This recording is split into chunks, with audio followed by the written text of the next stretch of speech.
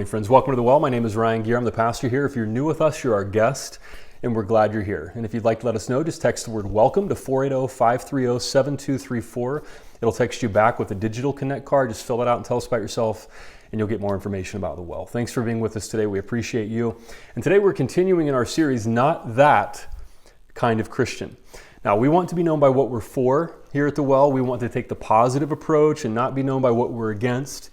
And at the same time, when we say not that kind of Christian, we all know who we're talking about, don't we? We can picture that kind of Christian who looks down their nose at other people. They're judgmental. Maybe they view themselves as the moral police of society. Or there are people who feel a loss of power somehow in the United States, and they're willing to join with politically authoritarian movements to try to regain this lost sense of power, or to even force the country to live according to their religion, or to even seek privilege for their own race. There's a connection with white Christian nationalism when we talk about that kind of Christian. Maybe you know self-professing Christians who just see everything in very simple black and white terms. They seem to be anti-intellectual. They have simple answers. They're single-issue voters. Maybe they're anti-science.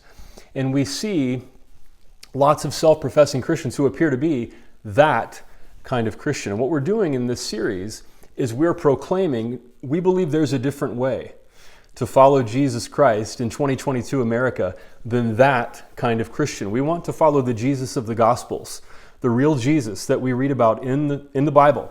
And interestingly enough, that Jesus tends to look much different than the Jesus of that kind of Christian.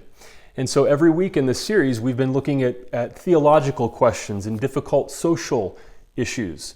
And we're thinking about how the real Jesus would answer those questions or approach these difficult issues. And today, we're discussing what is the most controversial issue in modern American history. And that's the issue of abortion. Now, there are some people who would ask, why would a pastor be crazy enough to talk about abortion in church? No matter what you say, 50% of the people are going to disagree. They may be angry or offended. To answer that question, I would say, touche. You have a point.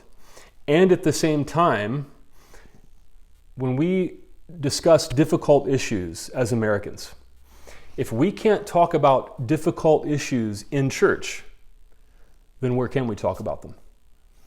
If we can't talk about them in an environment in which we're supposed to love our neighbors as ourselves, then what hope is there for us to talk about complex issues? And so we're approaching the issue of abortion today humbly and with compassion. We're willing to listen and learn and be open and not judgmental, not look down at people who think differently than we do. And we have an opportunity to understand and grow and maybe see a view of this issue that we haven't seen before. So I want to give a few disclaimers as we begin. First of all, I'm a man talking about abortion. Some of you ladies were probably thinking, I hope he'll get to that. And you have a point.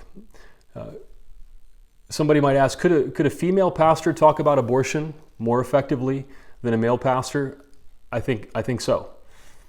And so I just want to acknowledge that I will never have to directly face the question of whether or not to have an abortion. That's a good place to start. And then secondly, let's acknowledge the obvious that abortion is an incredibly emotional topic. How could it not be? We're talking about a debate between the rights of women and a debate about when life begins. And that will always be emotional. It will always be controversial. And you may listen to something that I say here in the sermon and you might feel emotion well up in you. And if that happens, I just want to say that's okay. And that's expected when we talk about such an emotional topic. And then I also want to say for many people, this is not just a political issue. It's a personal issue. I assume that in every congregation in America, there are women who have obtained an abortion. And as I speak about abortion, I want to speak about abortion as a pastor, as somebody who cares about people, and understanding that life is difficult and messy, And we as human beings find ourselves in situations we didn't expect to be in. And so my tone today is going to be one of understanding and compassion. And that might be the most important thing to say. And then lastly, I want to be fair to both views today. My goal today is not to tell you what to think about abortion. It wouldn't work if I did. My goal today is to be fair to both sides of this issue. I'm going to do my best to present the pro-life view of abortion and then do my best to present the pro-choice view of abortion. And my goal is that each side would feel like I have represented their views fairly. And then at the end, I'm going to make a point about abortion that I believe is crucial for all of us as followers of Jesus Christ in 2022 America to understand. And so I'm going to start with some basic statistics about abortion. I find that some folks maybe don't have an accurate picture of abortion in the United States. And so, first of all, the abortion rate is the lowest it's ever been in the United States. According to the Center for Disease Control, the U.S. abortion rate is the lowest it's been since abortion was legalized in 1973. Abortions peaked in 1980 and have been declining steadily ever since. The number of abortions performed now is less than half of what it was in 1980. The birth rate is declining in the United States as well. Teen pregnancy is declining, and it's thought that the use of contraceptives is playing a role in bringing down the birth rate and unwanted pregnancy. Now, we also know that public opinion is mixed on abortion in the United States. According to Pew Research in 2021, 59% of Americans say abortion should be legal in all or most cases, while 39% of Americans think abortion should be illegal in all or most cases. So we know that Roe v. Wade became law on January 22nd, 1973, and in the 49 years since the Supreme Court's ruling, public opinion hasn't really changed that much. There is a major correlation between religious views and views on abortion. White evangelicals and conservative Catholics tend to be the most opposed to abortion. Abortion laws vary around the world. Here are the countries of the world where abortion is legal or illegal. Countries in red prohibit abortion. The countries in orange permit abortion only to save a woman's life. The countries in yellow permit abortion to preserve the mother's health. The countries in light blue, we'll call it, turquoise perhaps, permit abortion on broad socioeconomic grounds. Blue, essentially on request. The blue countries include the United States, Canada, most of Europe, Australia, South Africa, China, and Russia. And there are some statistics about abortion that may be surprising. 90% of abortions are performed in the first trimester of pregnancy. 66% of abortions are performed at 8 weeks or less. 1.3% of abortions are performed in the third trimester. 60% of the women who obtain an abortion have already had at least one abortion. 39% of abortions are medication abortions, not surgical, in which a woman takes a pill that causes the abortion. The current U.S. abortion rate is 12 abortions for every 1,000 women. And that was 30 abortions for every 1,000 women in 1980. Contrary to most other laws, abortion laws in the United States are generally more liberal than abortion laws in Western Europe. That may be surprising to some folks. In Arizona, in 2012, abortion was made illegal after 20 weeks, except for medical emergencies. Roe v. Wade defines viability at 24 weeks. And so this Arizona law was blocked by the Ninth Circuit Court of Appeals, and Roe v. Wade remains the law in Arizona. And so I just wanted to start with some statistics that may be surprising to some folks. And then now I want to fairly consider both sides of the abortion issue. And like I said before, my goal is that each side would feel like they have been fairly represented in the information we share. So first, let's look at the pro-choice view, and I'm using the names that folks refer to themselves as pro-choice or pro-life, and so I'll use that common terminology. First of all, a pro-choice person might cite this reason for their position, that abortion is an issue of women's rights. A pro-choice person would ask us to see abortion in the light of the struggle for women's rights throughout history. Throughout most of human history, women's lives have been determined by their ability to bear children. Without contraceptives, a woman could expect to have 10 or more children in her childbearing years. So she spends her childbearing years pregnant and raising children, and that, of course, limits her options in life. That was true in America up until recent generations. So contraception that is effective is an entirely new reality to women in human history, and pro-choice advocates see abortion as the woman's final control over her reproductive life and her life options in general. Margaret Sanger said, "No woman can call herself free who does not control her own body." So a pro-choice person believes that it's within the rights of women to terminate a pregnancy because the fetus, in their view, is within her body and a part of her body. And then folks who are pro-choice would cite women's health as a reason for their position. Abortion did not begin with Roe v. Wade. Abortions were already taking place illegally in some parts of the country and have throughout human history.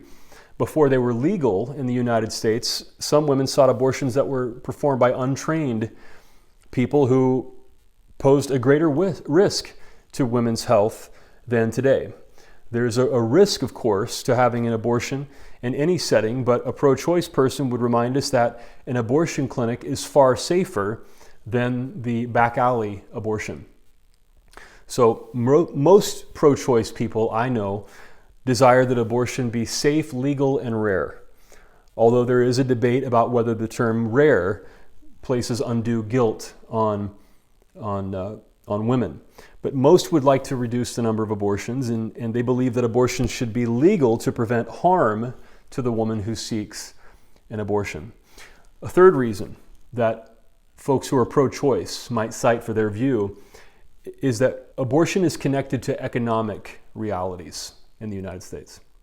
Pro-choice persons argue that if the United States had a more robust financial safety net, for new mothers especially, higher wage jobs, better access to affordable food and diapers and childcare and family and medical leave, there would be less need for abortions. The Guttmacher Institute reported that 75% of abortions are for low-income patients. The U.S. Department of Labor found that only 15% of U.S. private sector workers have access to paid family leave through their employer as of 2017. And various groups report that approximately 25% of women go back to work within 2 weeks of having a baby, mostly because they can't afford to be out of work any longer than that. So after 2 weeks, a woman's body is not even healed from giving birth yet. And the United States is the only industrialized country in the world that does not have guaranteed paid family leave for new mothers. And Fortune reported in October of 2018 that childcare costs more than college tuition in 28 states. And so a pro-choice person might point out that that those who oppose abortion often oppose laws like paid family leave and increased minimum wage and child welfare programs. Michael J. Tucker said if the anti-abortion movement took a tenth of the energy they put into noisy theatrics and devoted it to improving the lives of children who have been born into poverty, violence, and neglect, they could make the world shine. So a pro-choice person might observe that many pro-life persons show great concern for a baby until it's born. And then the baby and the mother are on their own.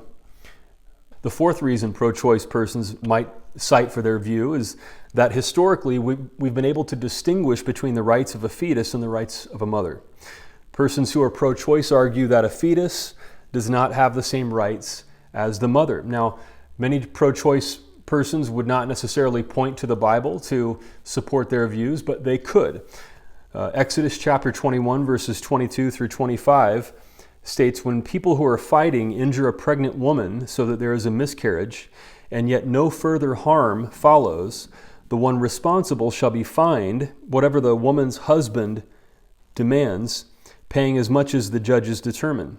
If any harm follows to the mother, then you shall give life for life, eye for eye, tooth for tooth, hand for hand, foot for foot, burn for burn, wound for wound, stripe for stripe. So if the unborn is injured, there will be a steep fine.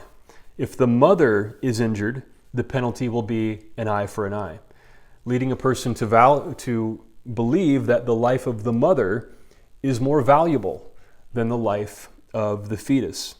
People who are pro-choice might also cite shame attached to unplanned pregnancy, especially in religious environments. The Christian college I attended required an unmarried pregnant woman to leave the campus. That was back in the 90s. And at that time, there was a movement in the United States, and especially in youth ministries, that is now referred to as purity culture. At that time, it was just referred to as staying pure.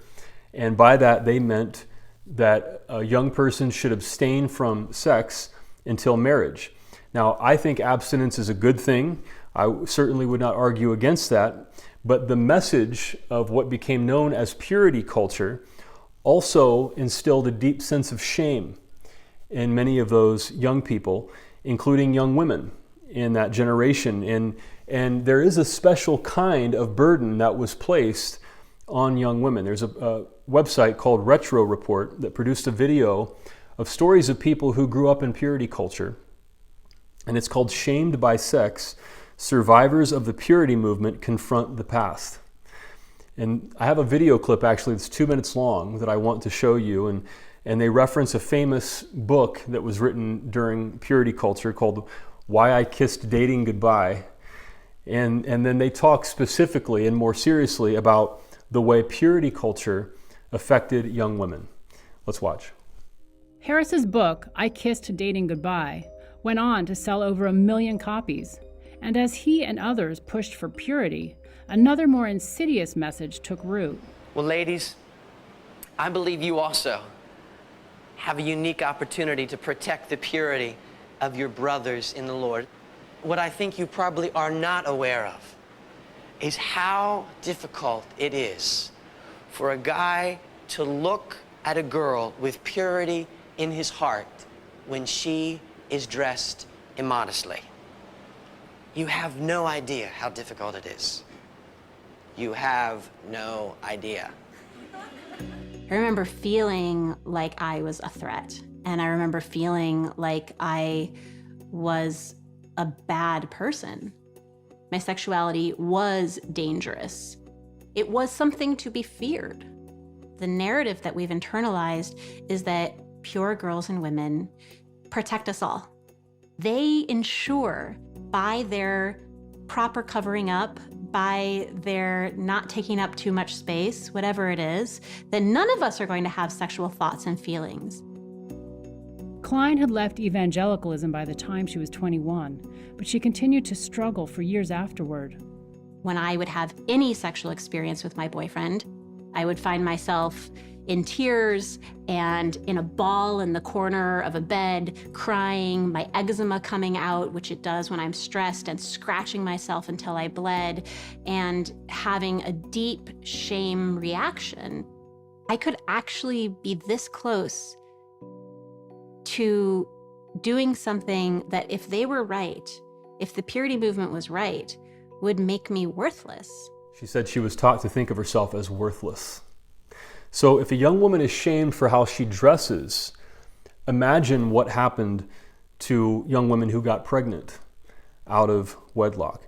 It's worth pointing out that some people may seek an abortion to avoid shame from their religious communities, the very people who tend to oppose abortion. And then finally, a pro-choice person might point out that there is a relationship in the United States between federal and state law. And while Roe v. Wade is a federal law, if Roe v. Wade were overturned, abortion would not become illegal in the United States. It would become illegal in states that prohibit it, but it would remain legal in states that have already legalized abortion. So overturning Roe v. Wade will not make abortion illegal in the United States. It just means that a woman who lives in a state where abortion would be illegal would have to travel to a state where abortion is legal. If a woman has the financial resources to travel to that state, she now has better access to abortion than a woman who does not have the financial reason or the financial means to travel to that state, thereby putting an undue burden on poorer women. And access to abortion will be determined by a person's income. So that's just a quick, incomplete summary of why a pro-choice person might hold to their position. So now let's discuss why a person might be pro-life. The primary reason a person who is pro-life would give for their view is their belief that life begins at conception, and performing an abortion is ending a human life. A pro-life person might say that an unwanted child is called a fetus, while a wanted unborn child is called a baby. And this is a heart-wrenching story that illustrates this pro-life view. The local news here in Phoenix aired a story in 2015 about a botched abortion in Phoenix. The mother was 27 years old, the fetus was 21 weeks old, which is close to the age of viability, and the mother had received a medication meant to abort the pregnancy. And the nurse at the abortion clinic called 911 because, in the words of the abortion nurse, "We are a termination clinic, and there was a termination that was performed, but there is a fetus that is breathing now, and we need someone to do services." And by that, the nurse meant that now that the fetus is outside of the mother's body, it is now a baby, and we now have to attempt to save that baby's life. It's a very difficult story that illustrates the point that the pro-life person would make, that the difference between a fetus and a baby is a very short distance. And secondly, a pro-life person might point out that fetal viability changes over time. So pro-life legislation is often introduced to limit abortion to terms less than fetal viability, like 20 weeks. The Supreme Court's Roe v. Wade decision set fetal viability at 28 weeks originally, but then it was later revised to 24 weeks because medical science progressed so that a fetus could be viable at an earlier age. A pro-life person might cite that the difference between the rights of a fetus and an unborn child seem to be arbitrary. People who are pro-life might say that the rights of a fetus or an unborn child seem to depend on whether the mother wants it or not.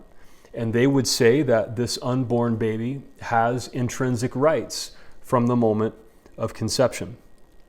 Now, fourth, of course, those who are pro-life often will point to their religious views to support their views on abortion. According to Pew Research, 75% of white evangelicals believe abortion is morally wrong. 53% of white Catholics say abortion is morally wrong, while the doctrine of the Roman Catholic Church opposes abortion in all circumstances as well as contraception. 25% of religiously unaffiliated people say abortion is morally wrong. So between unaffiliated persons and white evangelicals, we're talking about a 50-point difference in views on abortion. Most progressive Christian denominations oppose abortion used as a contraceptive. Now, the scriptures that are most often quoted to oppose abortion are Psalm 139 and Jeremiah chapter 1. Psalm 139 says, "For you created my inmost being. You knit me together in my mother's womb. I praise you because I am fearfully and wonderfully made. Your works are wonderful. I know that full well. My frame was not hidden from you when I was made in the secret place, when I was woven together in the depths of the earth. Your eyes saw my unformed body.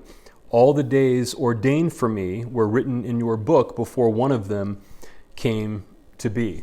And this verse is a powerful piece of evidence that a pro-life person would cite for their religious views. And at the same time, there are questions that this passage raises, being formed in the depths of the earth, and does God really preordain all the days of our lives before we're born? But the vast majority of pro-life folks who are religious would cite this verse. And finally, those who are pro-life might point to the experiences of some women who have had an abortion. There are women who do not regret having an abortion, but those who are pro-life might point to the experiences of women who do regret having an abortion, or women who decided not to get an abortion and they're glad they made that decision. There's a pastor named Adam Hamilton that many of you are familiar with. He's a pastor of a church in Kansas City called Church of the Resurrection. It's a huge mainline church in Kansas City of 10,000 or 15,000 members. People in KC call it Six Flags Over Jesus. They're a great congregation who addresses complex questions and issues like this well. And several years ago, Adam wrote a book called Confronting the Controversies, in which he dealt with difficult questions and issues, including abortion. And in the book, he included a letter that a woman in his congregation wrote to him about her decision not to have an abortion. She wrote that when she was 17 and her boyfriend was 16, they were invited to a party, and as the night went on, couples paired off and went to various bedrooms, and she became pregnant. And her father was furious when he found out, and he set up an appointment with a doctor in Switzerland, because this was before Roe v. Wade, to have an abortion performed, and she refused. She decided she wanted to keep the baby, and he told her that he would never welcome her back into his home if she gave birth to this baby. So she moved in with the 16-year-old boyfriend's family, and then they moved to Arizona to give birth and spare the family embarrassment back in Kansas City. They struggled to make ends meet, and they divorced after 12 years of marriage. She never went to college. She was now a single mother, and she wrote to Pastor Adam Hamilton, "Yes, my life changed dramatically, but to this day that child has been the greatest blessing to me and thousands of others. God prompts him to call his mom when she needs to talk, but doesn't want to bother him. I'm so proud of the husband and father he has become. So many times when I look at him, I think that this person could have ended up aborted. I knew that this baby was a gift from God. I look back sometimes at the college that I missed. My life is different than it could have been, but I wouldn't change it for anything."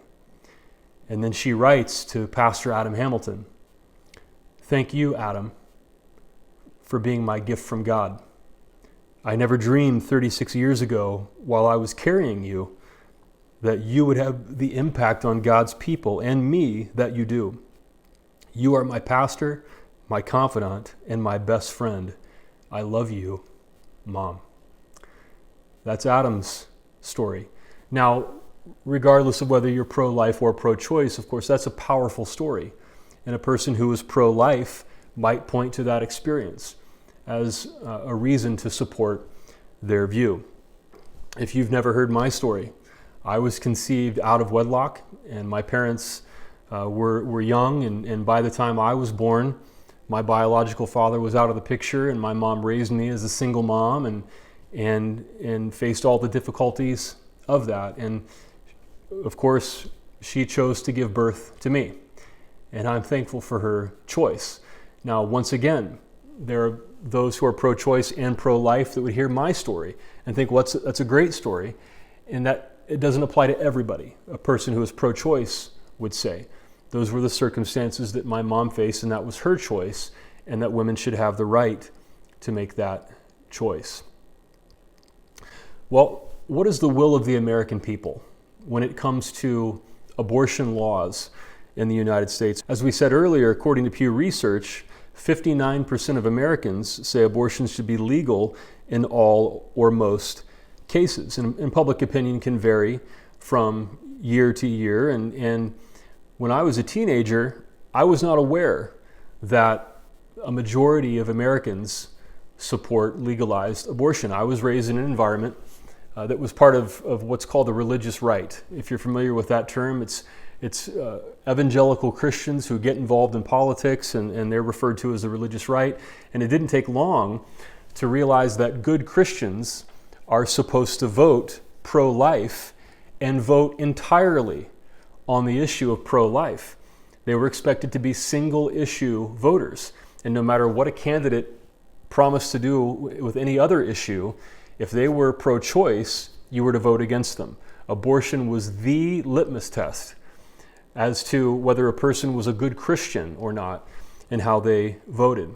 Now, as I've grown older, I now see a bigger picture of abortion than I did in the past. According to research provided by the Guttmacher Institute, which is a pro-choice organization, women obtain abortions for primarily two reasons: economic reasons and family planning reasons. Abortions for medical reasons are a very small percent of abortions, between 1% and 2%, usually to save the life of the mother or when the child cannot survive outside of the womb. According to Guttmacher, 75% of all abortions are obtained by women who cite economic reasons as the reason she's seeking an abortion. They found that 50% of all women who obtain an abortion live at or below the federal poverty level.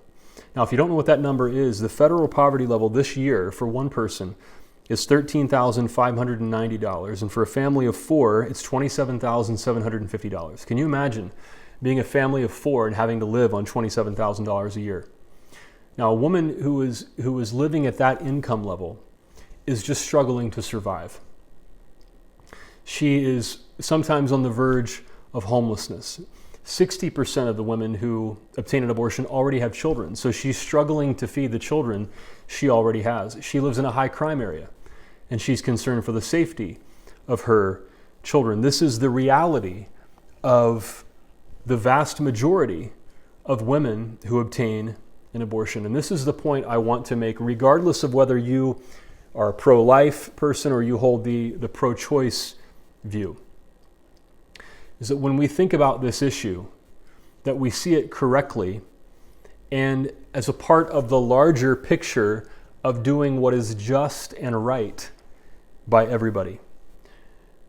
Making a disadvantaged woman a criminal for having an abortion and not addressing the reasons she cites as for having an abortion reminds me of something Jesus said in the Gospel of Matthew, chapter 23. Then Jesus said to the crowds and to his disciples, "The teachers of the law and the Pharisees sit in Moses' seat.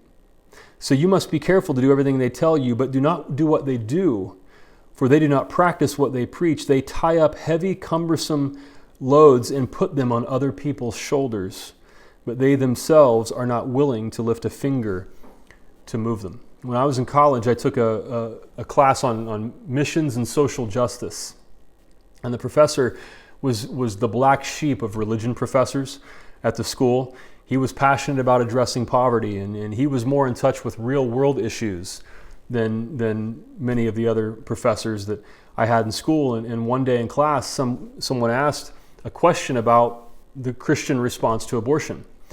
And I'll always remember this professor's answer because it had a profound effect on me. At an evangelical Christian college in rural Ohio, my professor said this: "Imagine if the pro-life movement took all of the energy it spent trying to make abortion illegal and directed that energy toward addressing the reasons women have an abortion. Which strategy do you think would be most effective at reducing abortions?" Now, I sat in stunned silence in this conservative Christian college, hearing a professor say that. I had never heard another Christian make that statement, that the abortion issue might not be as simple as just making it illegal in order to address the reasons that women have an abortion. Now, if you consider yourself to be pro-life, Tony Campolo was another professor. He was a professor of sociology at Eastern University, and he considers himself a progressive evangelical. And he's the founder of an organization called Red Letter Christians. And he gave an interview to Religion News Service in 2013. and said this: 75% of all abortions in America are driven by economic forces. That is to say, it is young women who are pregnant, working at minimum wage, with no health insurance or possibility of daycare, with no prenatal or postnatal help, and who knows if she has the baby, it's going to cost her thousands of dollars in hospital care. So we have to begin to ask, what's this woman going to do? 75% of the people who've had abortions were driven by economic forces. And when asked by the Guttmacher Institute, would you have an abortion if it wasn't for these economic choices? They said no, we would not have had an abortion. So if so many of these women say, no, if I had the means to afford to raise the child, I would have raised the child. For us to ignore that reason seems to me to be unjust. It seems to place an impossible burden on the shoulders of women living at or below the federal poverty level, instead of addressing the actual reason that she has an abortion. And of course, there are many politicians who would call themselves pro-life, but they tend to oppose the services that would actually address the reasons that she had to have an abortion. So abortion is an economic issue. And then the other 20% of women who had an abortion said they obtained an abortion because of an unplanned pregnancy. This is a family planning issue. It is true that some who are pro-life also oppose contraception. They believe that abstinence is the only way to prevent a pregnancy. And of course, in the real world, that is true for some people, but contraceptives are proven to bring down the birth rate and the rate of unwanted pregnancy. And so there are young women who are raised in religious households that oppose contraception, or they don't talk with her about contraception because if she is familiar with contraception, that means she plans to have sex. And that would be wrong because they expect abstinence only, so contraception is never addressed. And then she finds herself in a real world situation where she is now pregnant because she had no exposure to contraception. And so there's often the double bind, the catch-22 of a young woman who is raised in a religious household who is not given access to contraception, but then also is expected not to have an abortion.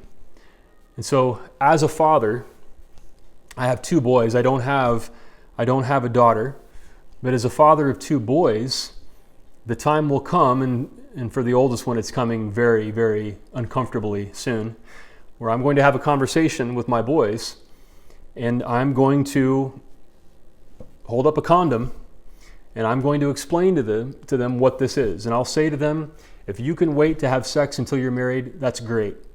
That's the only 100% guaranteed way to not have an unwanted pregnancy. But if you decide that you're going to have sex before marriage, I'll explain how to use a condom.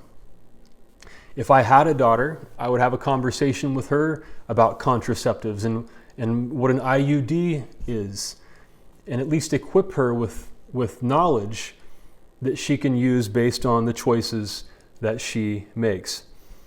Switzerland, for example, has an abortion rate almost half below what the abortion rate in the United States is.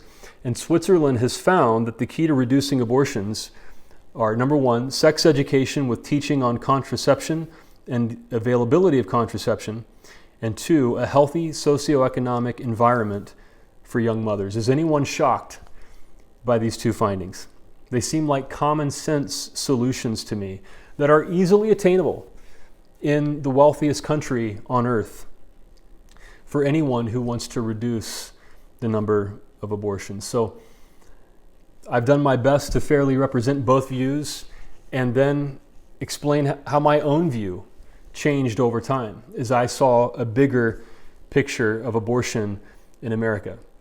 I see that abortion is a part of a larger story in America about wealth inequality and political games in which politicians will use abortion as a carrot to get some people to vote for them while they don't address the plight of the most vulnerable women who are most likely to obtain an abortion. And so to me, a truly pro-life position would be to address the actual reasons that women have an abortion, and to do the best we possibly can to reduce the number of abortions performed in the United States. And that would make life better for everybody, including those young mothers and their children. As people who want to follow Jesus Christ, our faith requires us to look at everyone, including these young mothers or young potential mothers, with compassion and with the values of justice and righteousness, to do what is right by everybody. Perhaps that's what it means to value life. I invite you to pray with me. Oh God, thank you for people on both sides of this issue who are sincere in their convictions, and they care about the rights of women and the value of all life. We thank you for people who do their best to think through their position and who are open to new information and who hold their beliefs with sincerity. And at the same time, God, we realize that we live in a country in which abortion is a political football, and political games are played using abortion to get votes, to entice single-issue voters, or to demonize some people. And God, as people who want to follow Jesus, our faith requires us to move beyond the partisan games and address all of the issues that we've talked about today. Issues of justice and righteousness, and valuing all life, including the life of young mothers or potential young mothers, and issues of economic justice and wealth inequality, and issues of family planning, and thinking deeply about what it means to do right by everybody in this country, so that so many of these women don't have to make a decision based on economic reasons or family planning reasons.